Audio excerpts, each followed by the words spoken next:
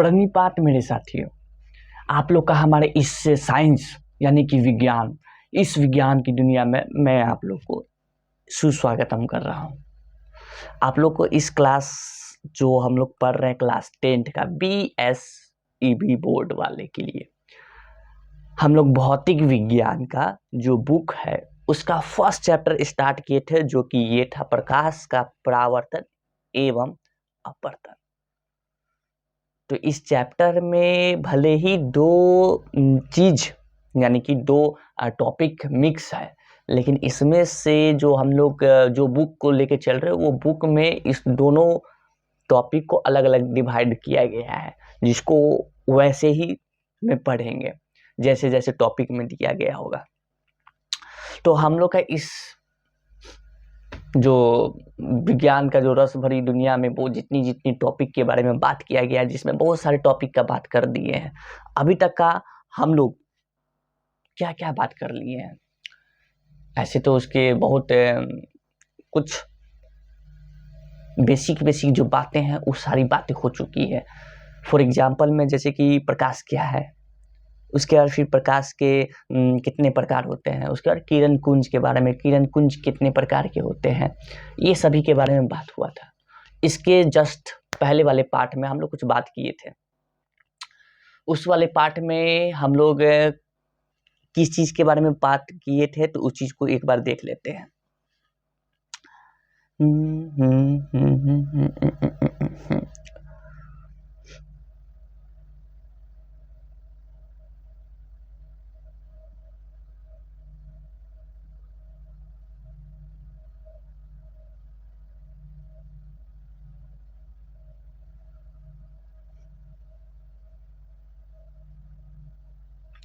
प्रकाश का परावर्तन के बारे में बात किए थे, जो कि इसके अंदर कुछ नियमों को पढ़ना रहता था। उस नियम जो दो नियम आते हैं हम लोग के सामने, उस नियम में पहली नियम क्या है, दूसरी नियम क्या है, इसके बारे में बातचीत किया गया था।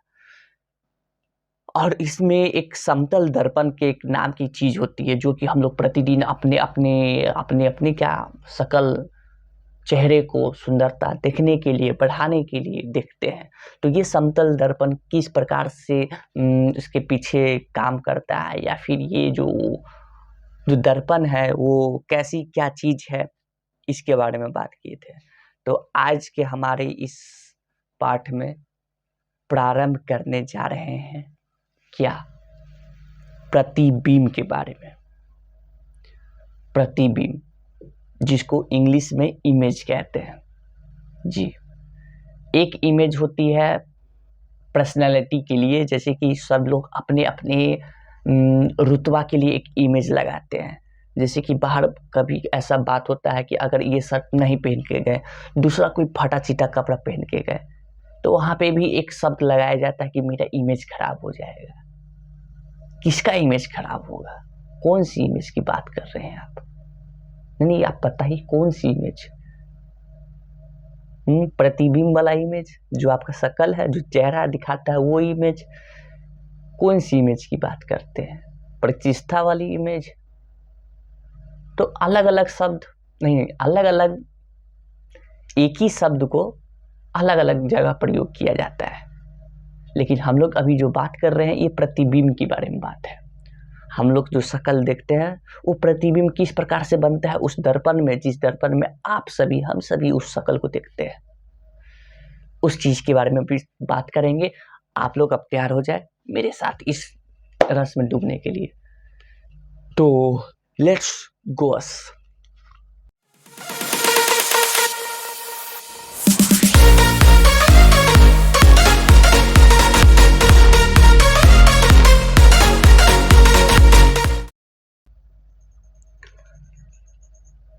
तो मेरे प्यारे साथियों, आप सभी आ गए हमारे इस अद्भुत दुनिया में। इस अद्भुत दुनिया में जो आप मेरे सामने इस साइड जो देख रहे हैं, ये है इमेज। इस इमेज की अभी थोड़ी देर पहले बात हो रहा था, जिसको हिंदी में प्रतिबिंब कहते हैं। प्रतिबिंब, ठीक है। ये जो बालक है या फिर ये जो कूड़ा, ठीक है, ये कूड़ा अपने आप को शकल देखता है प्रतिबिंब में। ठीक है। का ये जो अपने आप को जो देखता है, क्या इसको क्या पता कि ये जो दिखाना चाहता है वही वो भी दिखाता है। ठीक, अब ये देखते हैं हाँ क्या कि ये जो प्रतिबिंब है, ये प्रतिबिंब आखिर इसका परिभाषा होगा कुछ, इसकी परिभाषा क्या है, ये प्रतिबिंब कैसे इसको परिभाषित करेंगे। तो इसको देखते हैं। यहाँ पे देखिए, ये जो प्रतिबिंब है, ये प्रतिबिंब को परिभाषित कुछ इस प्रकार किया गया है। जब हम किसी वस्तु को दर्पण के सामने रखते हैं तो वस्तु से चलने वाली प्रकाश किरणें दर्पण के तल से परावर्तित होकर हमारी आंखों पर पड़ती है, जिससे हमें वस्तु की आकृति दिखाई देती है। अब वही जो लड़का है सामने खड़ा है, ठीक है, तो वो प्रकाश पहले उससे टकराएगा, उसके बाद फिर मेरे आंखों में टकराएगा, तो वो दिखाई देता है। आकृति इस आकृति को ही उस वस्तु का प्रतिबिंब कहते हैं। और वहाँ पे जो वस्तु को रखा गया है, जो उसका इमेज बन रहा है उस दर्पण पे, उस चीज को प्रतिबिंब कहा गया। ठीक,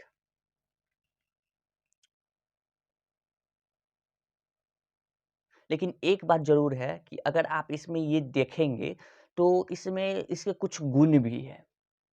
हर एक चीज जिसका गुण ना हो वो व्यर्थ है उस वस्तु का रहना, या फिर उसका पॉजिटिव गुण हो या फिर नेगेटिव गुण हो, गुण होना चाहिए। नकारात्मक हो या सकारात्मक गुण हो, गुण होना चाहिए। ठीक, इसके भी कुछ गुण हैं जो कि आप लोग को भले दिख रहे होंगे। देखिए जैसे कि फॉर एग्जांपल में यहाँ दिख रहे हैं, जिसका बात किया जाएगा, इसका एक अलग ही टॉपिक रहेगा, समतल दर्पण, प्लेन मिरर के नाम से, जिसमें इस सब के बारे में बात किया जाएगा, इसकी प्रॉपर्टीज के बारे में। अभी सिर्फ हम लोग इमेज की बात करने आए हैं, सिर्फ इमेज की बात करने आए हैं। इमेज तो समझ गए कि हर वो वस्तु जो दर्पण के सामने जो रखा जाता है तो उसका जो प्रतिबिंब बनता है उस दर्पण पर, वो इमेज है।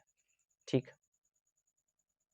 उसके बाद अगर बात करें तो ये दो तरह के दर्पण में हमारा लोग इमेज बनता है। दो तरह के हो सकता है, वो हम लोग का रियल हो, क्या इमेज जो हम प्रतिबिंब देख रहे हैं दर्पण पे, और हो सकता है ये भी कि वो इमेज वर्चुअल हो। कहने का मतलब दो चीज हो सकता है, या तो वो वास्तविक प्रतिबिंब हो या तो वो आभासी प्रतिबिंब हो, वर्चुअल इमेज। ठीक है, वास्तविक इमेज जिसके नाम से समझ में आ रहा है, वास्तविक, वास्तविक हो, रियल का हो वो इमेज, जिसकी परिभाषा ऐसे दिया गया है। प्रतिबिंब जिसे पर्दे पर उतारा जा सकता है, जिसको पर्दे पे उतारा जा सकता है, वो हमारा वास्तविक प्रतिबिंब कहलाते हैं। समझ में आ रहा है बात को? वास्तविक जिसको पर्दे पे देख सकते हैं। फॉर एग्जाम्पल आप लोग इस पे देखते हैं ना, किस पे देखते हैं, कभी गए होंगे सेमिनार हॉल, तो सेमिनार हॉल पे देखते होंगे पर्दे पे कुछ, ठीक है, वो जो पर्दे पे आप जो देख रहे हैं वो पर्दे पे वो रियल इमेज है। वो तो रियल इमेज है तभी तो देख पा रहे हैं, वर्चुअल इमेज रहता तो देख पाते क्या उसको? नहीं, उसको पर्दे पे नहीं उतारा जा सकता है।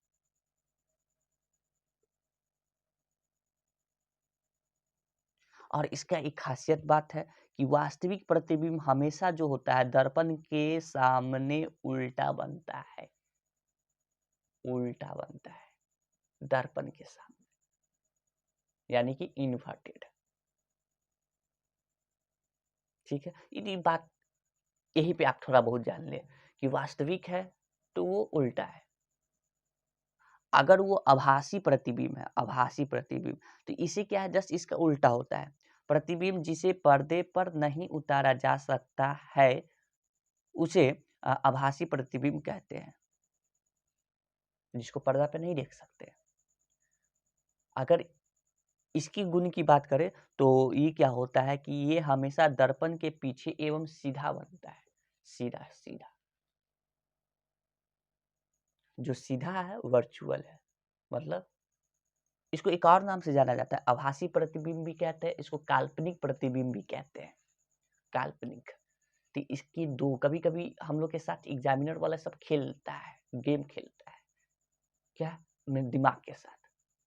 कभी इसका नाम आभासी देगा, तो कभी इसका नाम काल्पनिक के नाम से दे देता है। तो ये प्रतिबिंब के बारे में बात हुआ। दो प्रतिबिंब होते हैं, दो तरह के, रियल, वर्चुअल। जिसका परिभाषा हम लोग जाने, तो इस टॉपिक में बस आज के लिए इतना है, क्योंकि ये छोटा ही टॉपिक था। बस इसमें से प्रतिबिंब के बारे में जानना था कि प्रतिबिंब कितने तरह के होते हैं। जानने के बाद फिर अगले पार्ट में मिलेंगे, जो कि दर्पण के बारे में होगा।